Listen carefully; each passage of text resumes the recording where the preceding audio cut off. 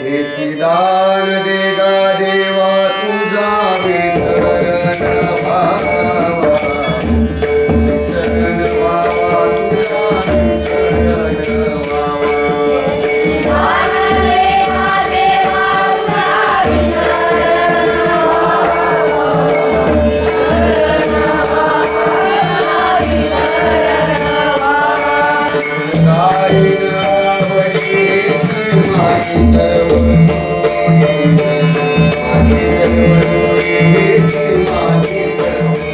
हे सारे संतांची संगत मागणारे नव्या युगाचे नायक. भौतिक सुखाची त्यांना हाव नाही, पण प्रत्येक श्वासात मोकळेपणा, खरेपणा असावा इतकी लहानशी त्यांची मागणी. पण त्यांना हवं असलेलं सारं काही शिल्लक आहे का जगाच्या पाठीवर? मोठ्या मोठ्या घरात छोटी कुटुंब, माहितीच्या उथळपणात नेमकेपणाचा अभाव, वाढलेली आवक पण कमी झालेली नियत, तंत्रज्ञानानं जग जिंकणाऱ्या माणसांचं आतल्या आत हरवत जाणं, दुभंगलेली मनं आणि नीतिमूल्यांचं कमी होणं. समाजाचा हा चेहरा कुणीतरी बदलून टाकायलाच हवा, आणि त्यासाठीच हा एक वेगळा प्रवास वारकरी शाळेचा. राष्ट्रबंधू राजीवजी दीक्षित गुरुकुल या नावानं. हे गुरुकुल म्हणजे अध्यात्माच्या माध्यमातून समाज उभारणीचे धडे, कोवळ्या वयात नीतिमूल्यांची रुजवण यासाठी सुरू असणारी एक धडपड. गेल्या 20 वर्षात युवक मित्र हबप बंडातात्या कराडकर यांच्याच नेतृत्वात काम करणाऱ्या व्यसनमुक्त युवक संघाला समाजाच्या विविध प्रश्नांचा अभ्यास करताना लक्षात आलं की आज माणुसकी कमी होत चालली आहे. तिरस्काराच्या महापुरात सगळीच मानवजात वाहून चालली आहे. आपलं आपल्यातच हरवणं आणि आत्म्याचं गुदमरणं हे सारं जीव घेणं होत चाललंय. या सगळ्यापासून नव्या पिढीला वाचवायचं असेल तर संत वचनांचे, नीतिमूल्यांचे अर्थ पुन्हा नव्यानं रुजवायला हवेत. निष्क्रिय, निराश, वैफल्यग्रस्त समाजाला नव्यानं आत्मभान द्यायला हवं. त्यासाठीच काम करतंय राष्ट्रबंधू राजीवजी दीक्षित गुरुकुल. साताऱ्यातल्या फलटण इथं असलेली ही निवासी शाळा म्हणजे फक्त अध्यात्म किंवा कोणताही धर्मप्रसार नसून संस्कार केंद्र आहे. इथं मुलांना लहान वयातच स्वावलंबनाचे धडे देणारं शिक्षण दिलं जातं. अभ्यासाबरोबरच आहार, विहार, व्यायाम याची विशेष काळजी घेऊन एका सक्षम मनाचं पोषण केलं जातं. तज्ज्ञ शिक्षक, मुलांच्या कलागुणांना प्रोत्साहन देणारे उपक्रम, त्याचबरोबर विकासासाठी आवश्यक त्या आधुनिक सुविधा या ठिकाणी आहेत. सूर्य जसा पृथ्वीवरच्या सर्वांना सारखीच ऊब आणि उष्णता देतो, अगदी तितक्या सहजतेनं या शाळेत कुणालाही प्रवेश घेता येतो.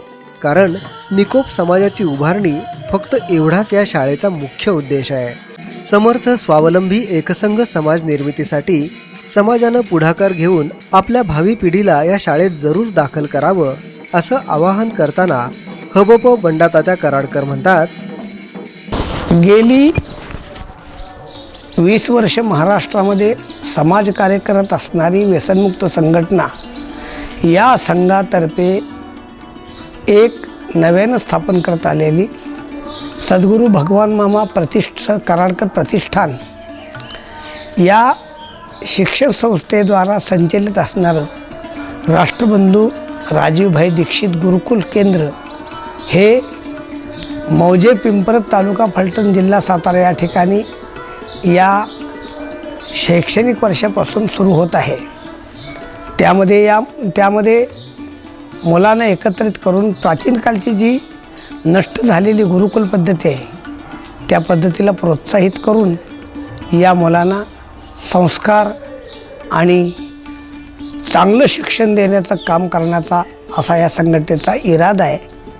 आणि त्यासाठी ती मुलं संस्कार, शिक्षण, त्याचबरोबर काही उपक्रम, व्यवसाय असेल, उद्योग असेल, असे सगळे उपक्रम घेऊन ती मुलं एक सुविधा आणि सक्षम नागरिक घडवण्याचा आमचा एक अतिशय दृढ संकल्प आहे. त्याच्यासाठी आम्ही हे गुरुकुल चालू करत आहोत. तर त्या गुरुकुलामध्ये सुमारे सुरुवातीपासून 150 मुलं त्यामध्ये अत्यंत चांगलं जीवनोपयोगी असं शिक्षण घेतील. या मुलांना ते शिक्षण देण्यासाठी हा मोठा प्रकल्प सुमारे 1 ते 1.5 कोटीचा सुमारे हा प्रकल्प आहे. तो प्रकल्प आम्ही मोठ्या उत्साहानं राबवत आहोत. मात्र त्या प्रकल्पामध्ये राबवत असताना आमच्या संघटनेकडं कोणतंही आर्थिक बल नाही. समाजाच्या माध्यमातून आम्ही हे काम करणार आहोत.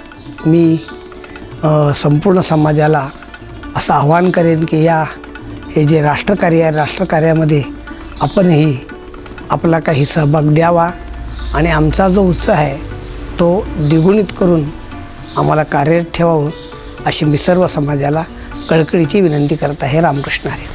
शिक्षणाच्या माध्यमातून निकोप समाज निर्मितीकडे हा ध्यास घेऊन काम करणाऱ्या राष्ट्रबंधू राजीवजी दीक्षित गुरुकुलला भविष्यात भव्य निवासी विद्यालयाची उभारणी करायची आहे.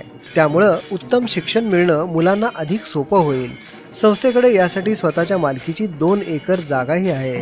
पण हे शिवधनुष्य पेलण्यासाठी आपल्या सोबतीचे हात आणि मदतीचं दान याची अपेक्षा संस्थेला आहे. म्हणतात ना, देणाऱ्याने देत जावे, घेणाऱ्याने घेत जावे, घेणाऱ्याने घेता घेता देणाऱ्याचे हातही घ्यावे.